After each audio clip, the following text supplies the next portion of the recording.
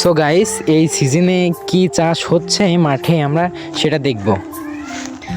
আসসালামু আলাইকুম। ওয়ালাইকুম আসসালাম। ভালো আছেন? আল্লাহ রাখেছেন ভালো। এটা কি লাগিয়েছেন? সীসা। সীসা মানে? এটা তো জানি সরিষা। আমিও জানি, মানুষও মানে সরিষা বলে, আমি এখন এটার নাম রাখেছি সীসা। এই আমাকে একটু ভেঙে বলেন তো।